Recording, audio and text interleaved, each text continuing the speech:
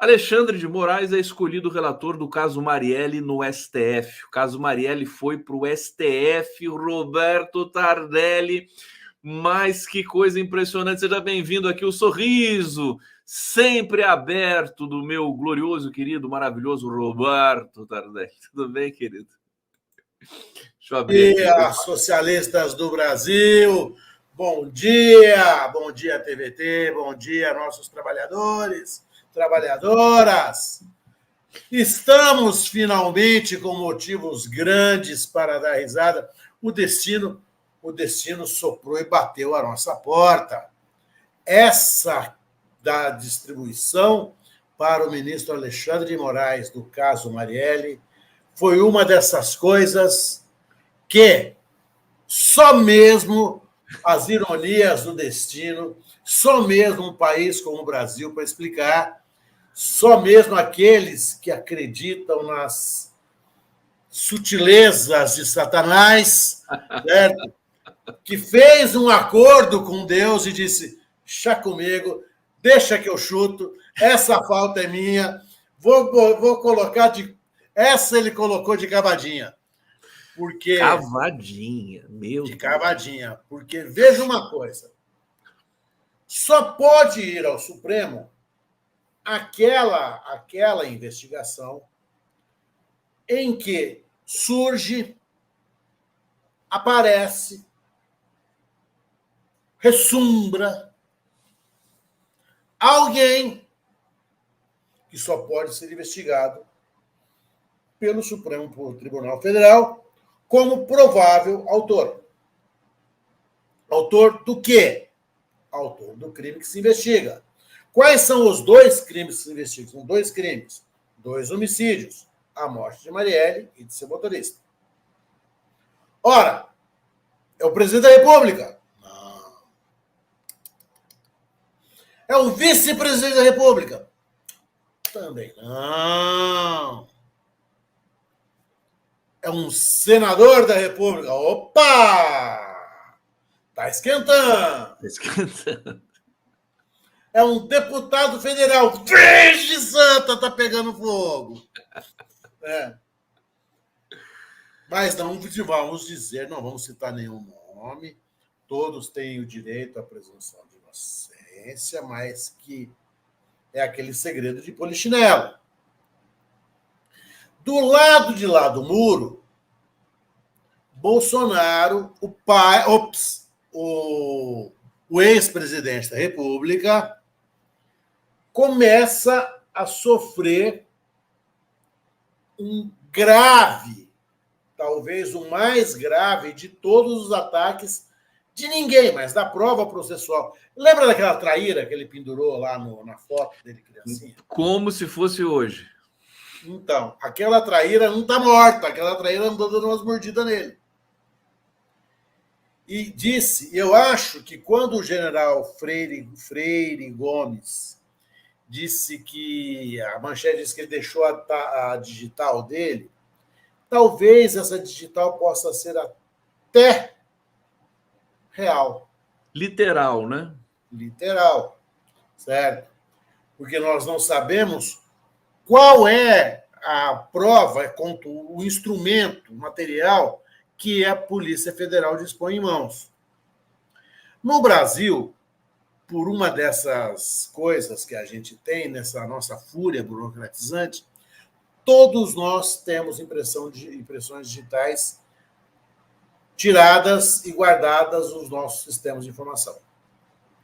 Não é assim na maioria dos países do mundo. Ah, não?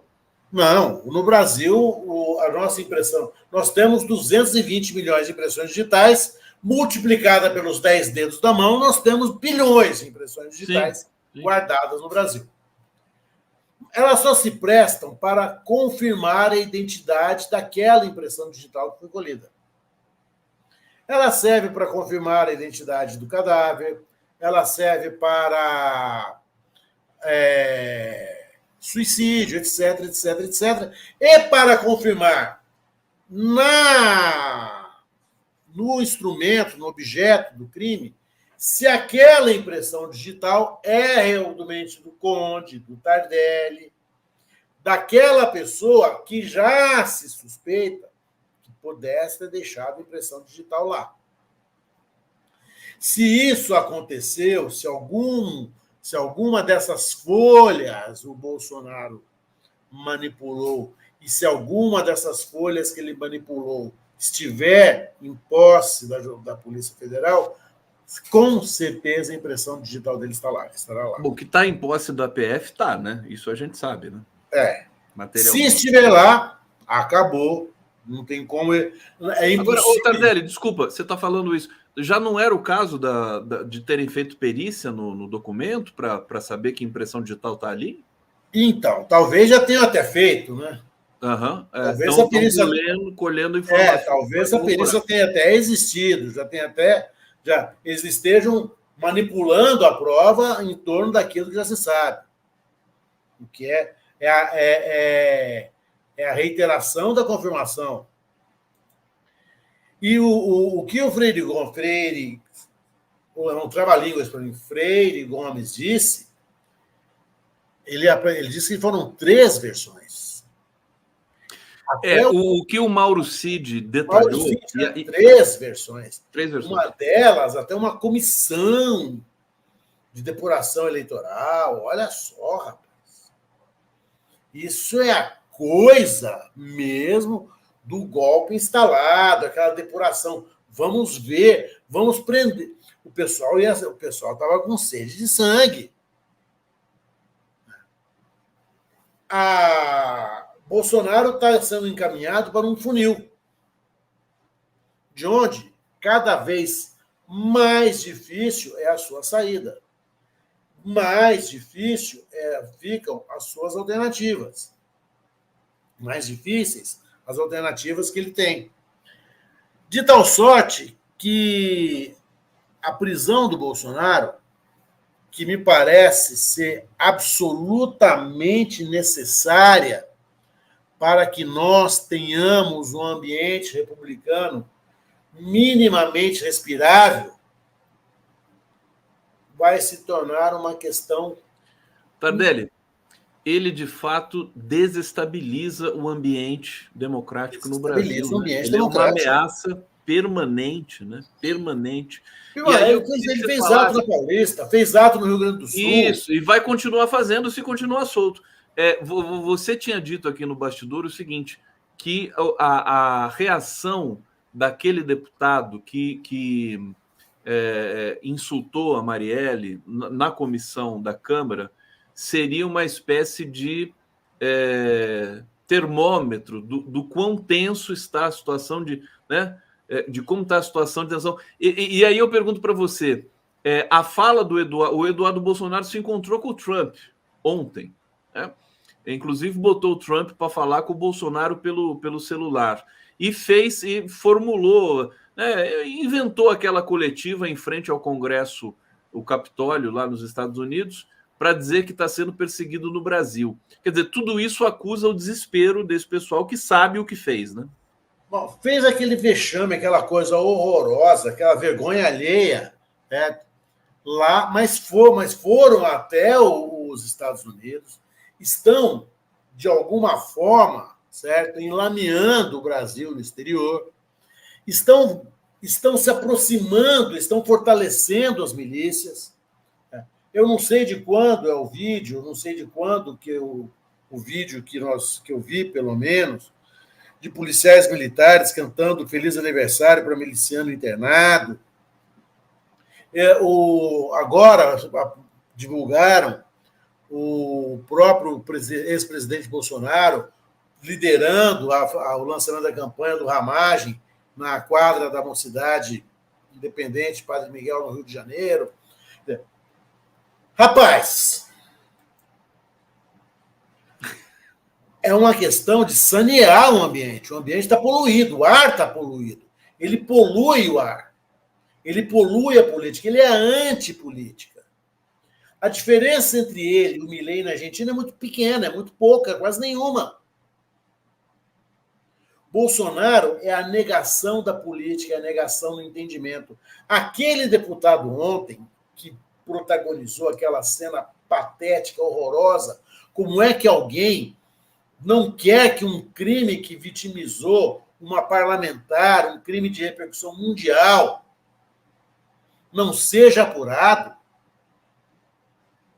Como é que alguém tem a coragem de se expor nisso?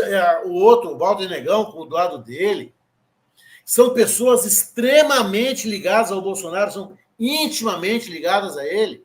É uma quadrilha de bandidos mesmo. Eles se comportam como leões de chácara, né? Capangas. Olha a fúria dele, olha o estado em que ele se encontra.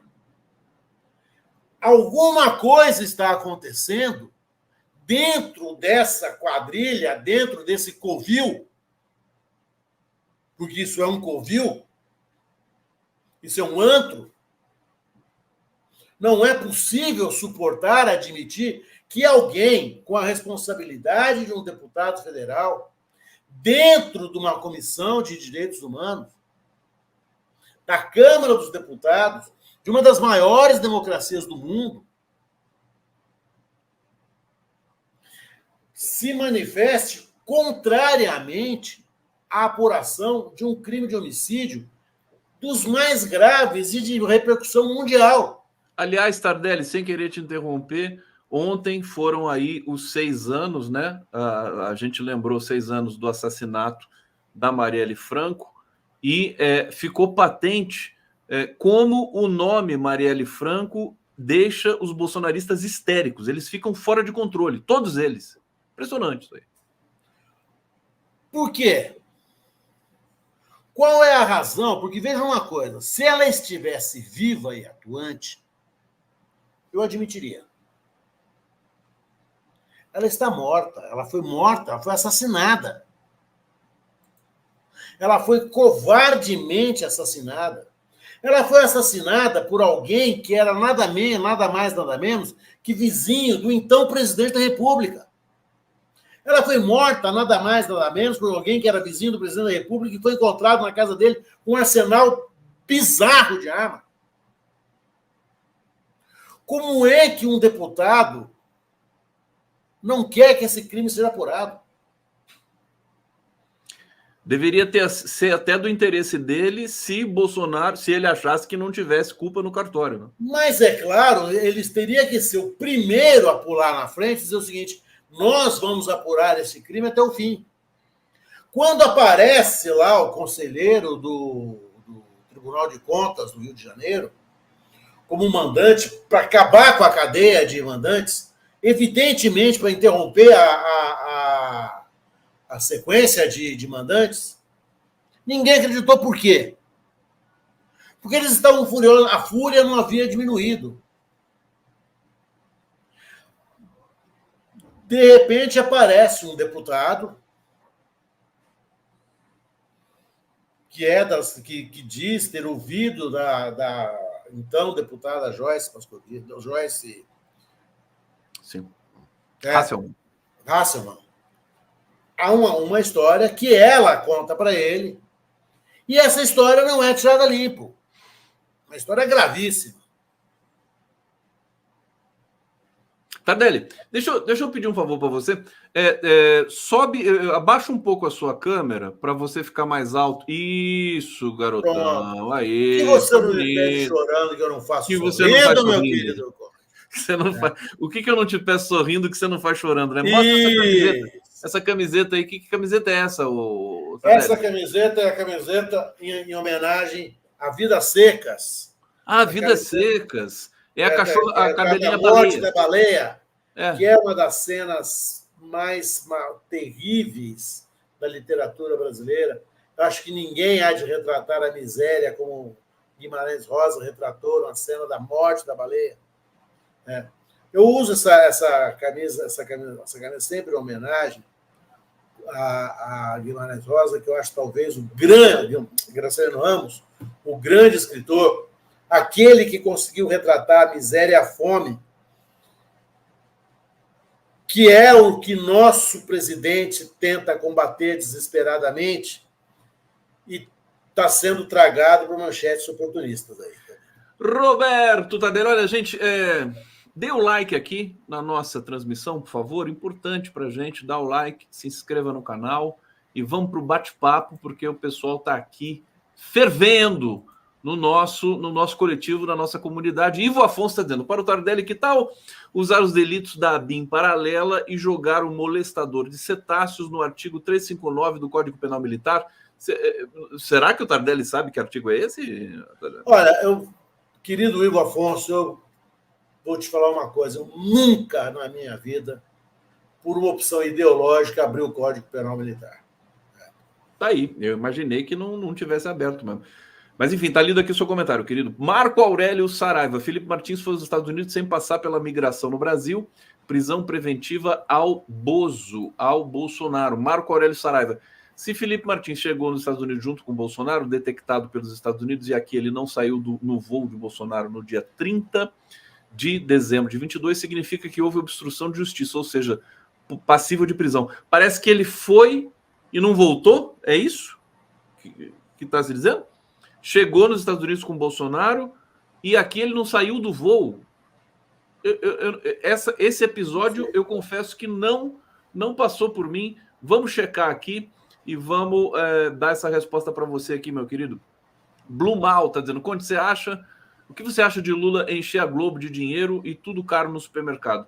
Olha, sinceramente, eu acho que é uma vergonha, mas eu tenho comigo que o Lula, acho que ele pessoalmente está acima disso. Existe uma certa confusão no governo. Ontem o Lula fez uma reunião com os ministros para discutir a questão da carestia dos preços dos alimentos e tudo mais. Parece que vai começar a cair, parece que a saca do arroz já caiu.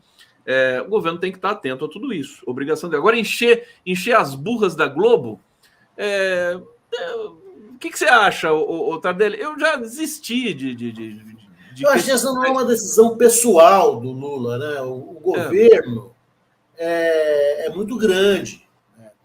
Acho que o Lula não liga para o cara lá da Secom e fala assim, vou dar dinheiro para esse aqui, tira dinheiro daquele lá, sabe? Porque se não der dinheiro, vão acusar ele do mesmo jeito, né? Falar, você não está dando dinheiro para a Globo. O fato é que a Globo é a maior emissora do país, é a que tem maior audiência, é a que chega a mais pessoas. Né?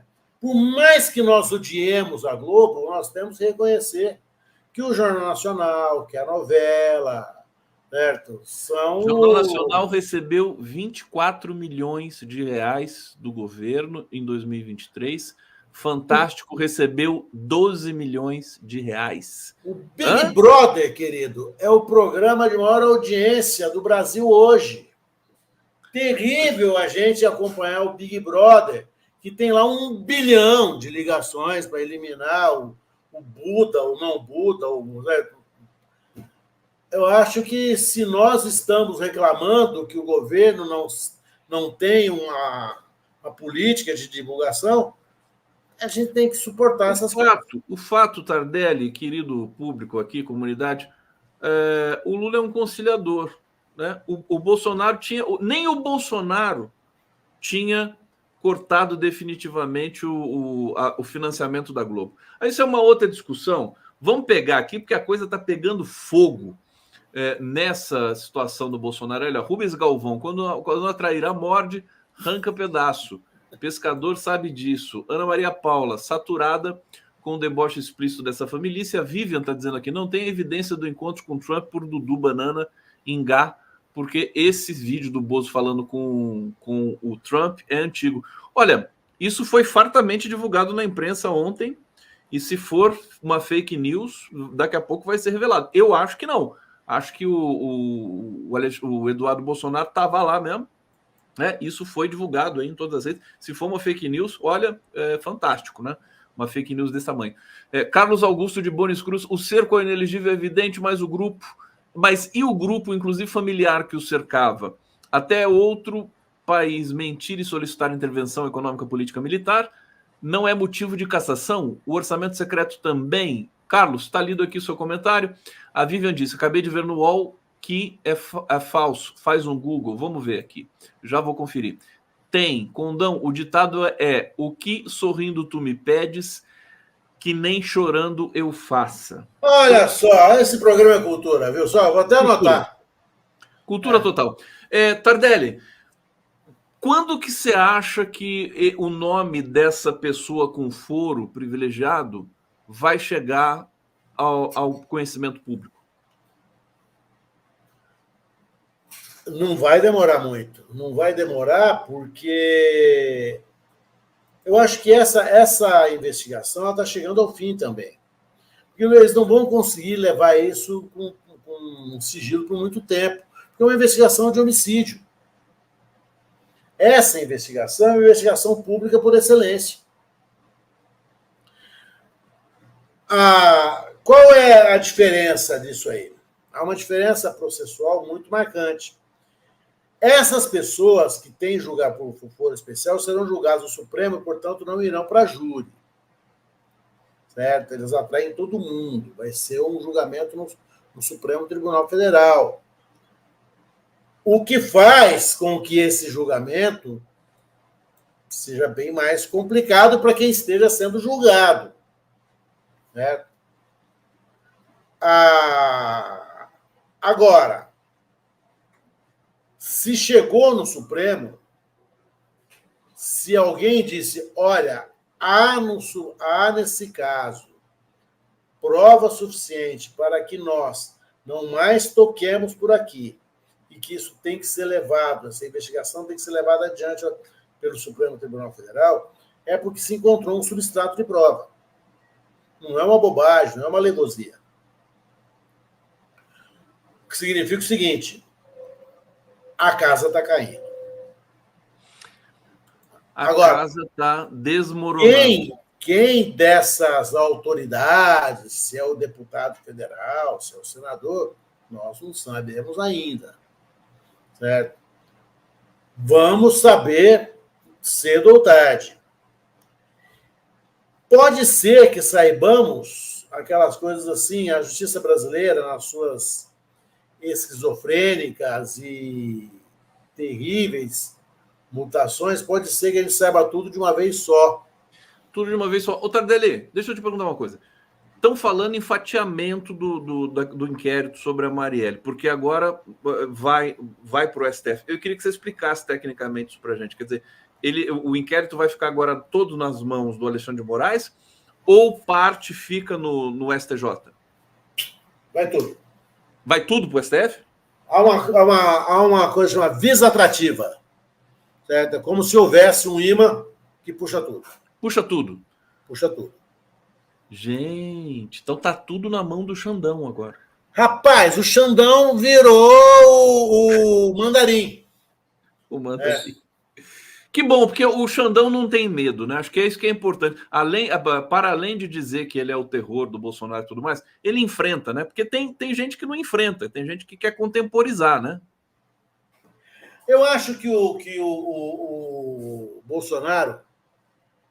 Eu estou dizendo isso sempre. O cachorro, na hora que late na sala, Bolsonaro tem uma diarreia no quarto, assim, porque ele está esperando a qualquer momento a viatura chegar à porta ou receber um telefonema, que eu acho que é o que iria acontecer. Um ex-presidente jamais será preso em casa, algemado e levado no camburão da Polícia Federal. Ele vai ser convidado a comparecer? Ele vai ser convidado a comparecer, certo? E ali ser conduzido à prisão. Eu acho que não, viu, Tardelli? Do jeito vai ser bom demais. Eu adoraria vê-lo preso. Eu adoraria vê-lo assim. Porque o Lula foi... Como é que o Lula foi preso? Saco de supermercado na cabeça, sabe? A gente lembra que o Lula foi em direção à sede da Polícia Federal em São Paulo, se não me engano, né? Naquele fatídico 18 de julho, se não me engano, depois que ele saiu ali do Sindicato dos Metalúrgicos São Bernardo do Campo e foi levado de avião para Curitiba. Né? Ou seja, o Lula não foi também, não recebeu a polícia na casa dele. Né? Não, ele recebeu a polícia na casa dele, o Lula, naquele dia daquela condução coercitiva humilhante, sim, abusiva e desnecessária. Né? Mas à prisão ele se apresentou. Sim. Também ele se apresentou porque o então advogado dele, hoje ministro, né, assim conduziu a prisão. Mas Não sei como que... Eu adoraria ver, naquele estilo da Atena, certo? O Bolsonaro sair de casa amarrado com uma toalha na cabeça. Escondendo o rosto. Certo? Escondendo o rosto. Né? Eu adoraria ver essa cena, sabe? Olha, o Brasil precisa dessa cena para superar esse trauma. Né? Precisamos por uma depuração republicana. A cena de ontem, no Congresso, com aquele deputado e o André Negão, que é praticamente um segurança, um guarda-costa do Bolsonaro, dando murro na mesa, dizendo que Marielle acabou, aquilo doeu em mim com uma ofensa pessoal. Aquilo eu senti primeiro foi uma raiva, depois foi um desprezo, e depois foi assim uma... Por que ele agiu dessa forma? Do que ele tem medo?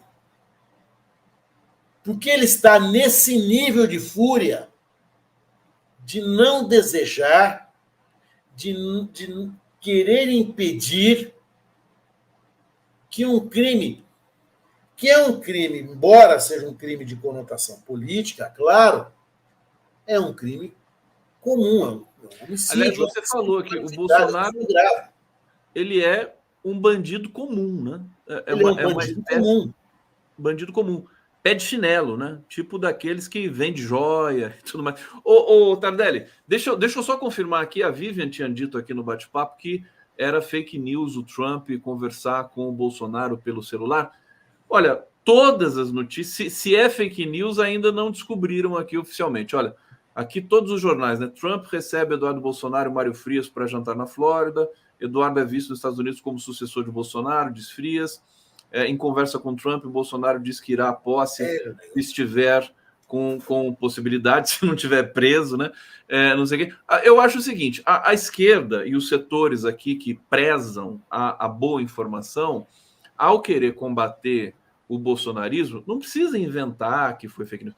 Pode, sabe? Eles têm influência mesmo ali com o Donald Trump, quer dizer, que é outro bandido também, né? Diga-se de passagem, Tardelli, ou não? Eu acho que o Trump, como disse o apresentador do Oscar, né? Certo? Como disse o apresentador do Oscar, não era para você estar preso, não? Ele falou isso, né? Ele falou isso. Ele falou assim, olha, um ex-presidente me ligou aqui reclamando de mim. Não era para o senhor estar preso, não? Trump, Bolsonaro... Aliás, os estadunidenses, né, dignos se perguntam isso, né, Tardelli? Não era para você estar preso, não. Vocês estão fazendo o mesmo saco. Você ser recebido pelo Trump para almoçar, eu imagino a sujeira que ficou embaixo da mesa, assim, sabe? Por exemplo, sabe, dá a impressão de duas pessoas muito porcas comendo, assim, né? Nossa. Coisa horrorosa, né? Dois foram bicando lá na mesa, secreto. Tardelli, vamos passar um pouco para o tema que eu sei que você quer comentar aqui com o nosso público, que é a Petrobras, que é a perseguição ao Lula, e o comportamento do jornalismo brasileiro, que, na verdade, sempre que o jornalismo brasileiro funciona como um freio para a democracia, né? Quando a gente está quase chegando lá com soberania e tudo mais, vem o jornalismo e estraga tudo. É uma coisa impressionante. Ou eu estou enganado? Será que eu estou exagerando? A gente tem que acreditar a autoria dessa expressão magistral ao Chico Sá. A mídia hereditária. Essa expressão ela é autoexplicativa, não é? A mídia hereditária odiava o Bolsonaro. Odiava o Bolsonaro. Odiava. Bolsonaro e odeia o Bolsonaro ainda. O Bolsonaro é grosso, o Bolsonaro não tem modo, o Bolsonaro não levanta a tampa do vaso sanitário para fazer xixi, o Bolsonaro come com a mão, o Bolsonaro é aquele cara porcão, sabe? Mas eles amam, adoram, veneram Paulo Guedes. E há uma dicotomia, uma contradição. Esses corações balançam, é um pêndulo. O ódio ao Bolsonaro e o amor incondicional ao Paulo Guedes. O neoliberalismo do Paulo Guedes, a coisa Faria Limer do Paulo Guedes, deixava e deixa a nossa grande imprensa embevecida, elevada. O nosso Merval Pereira, ele faz uma defesa do Paulo Guedes, ele fazia antes do Sérgio Moro. Aí foi ficando chato. Ele foi ficando suzinho, como a gente diz em Minas. Foi ficando suzinho. Foi só ele ficando a última beata da capela, né? Ele não tinha mais, era só ele rezando. Não tinha repertório mais. Não tinha ninguém mais lá com ele. Aí ele lembrou, e fez uma defesa da Petrobras, dos dividendos, como se nós estivéssemos roubando os nossos acionistas estrangeiros, as velhinhas aposentadas de Oklahoma, meu Deus, as costureiras tristes do Illinois. Eu fiquei pensando nelas assim, quase morri. Pagamos tão pouco dinheiro para elas, assim, né? Elas ganharam tão pouco com a Petrobras nesses tempos que passaram, que eu falei assim, meu Deus, o Lula está batendo a carteira dessas senhorinhas. O que está fazendo? Prendeu o Lula, artigo 155, ele está batendo a carteira das professorinhas. Meu Deus! Só se falou nisso.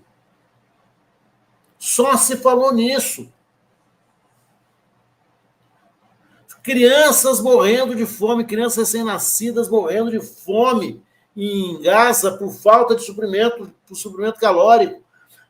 Prédios da ONU sendo bombardeados em Gaza e ninguém falando nada. Tudo quietinho. Tudo protegendo as costeleirinhas de Illinois lá, falando assim, olha, os dividendos contingenciados.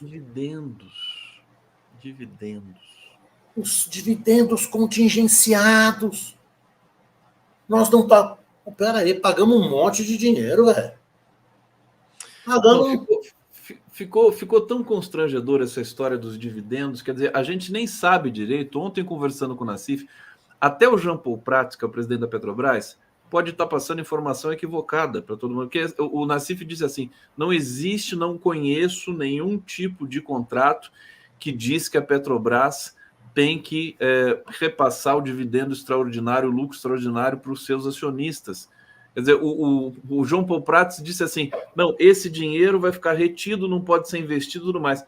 Possivelmente é mentira isso. Quer dizer, por favor, vamos trabalhar um pouco melhor também a questão da comunicação, não só da comunicação, digamos, tradicional de um governo, mas a comunicação intramuros, a comunicação entre ministérios, entre entes, né, que estão ali governando. Tardelli, deixa eu trazer comentários aqui, vou devolver para você para a gente falar do Zé Dirceu na sequência. Opa! O Paulino está dizendo aqui, o Tardelli confundiu Guimarães. Eu se corrigi. Ele corrigiu na hora. Eu se corrigi na hora. Não foi nem ele nem confundiu. Ele não deu margem para confusão. Ele já falou, não, o Guimarães... Foi um ato falho. Eu me se corrigi na hora. É porque os dois começam com G, né? Então a gente pode ter... Eu me se corrigi na hora. Fernando Baia, eu adoro BBB. Juliette fez mais por Lula do que a Tebet. Nossa, eu acho a Juliette tão bobinha, tão vazia. Olha só, Edson Antunes, vamos fazer um bolão. Quem do clã será indicado? A Vivian está dizendo, mandei o link do UOL do Message para você. Eu vi o link, querida Vivian. Então, o link se refere a outra coisa, viu? A outra fake news que de fato foi divulgada, que não tem nada a ver com esse encontro de ontem por telefone entre Bolsonaro e o Donald Trump. Tardelli, o Zé Dirceu fez uma festa de arromba em Brasília demonstrou potência política, estava todo mundo lá, até o Arthur Lira, e ontem o internauta falou assim para mim, Conde, será que o Arthur Lira vai peitar o Zé Dirceu? O Zé Dirceu, ele é talvez a grande figura política dos últimos 50 anos da vida brasileira. Ele é odiado na direita, ele é extremamente odiado na extrema-direita, mas ninguém pode negar que ele é o grande articulador da esquerda brasileira. É o comandante.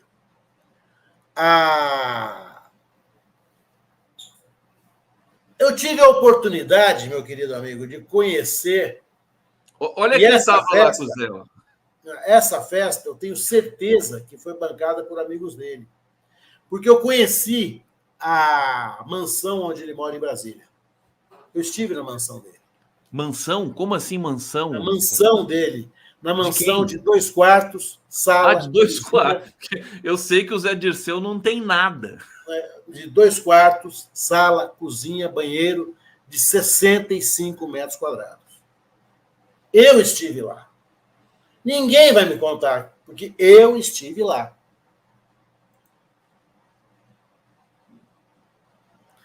Esta força que ele demonstra é a força política que ele tem.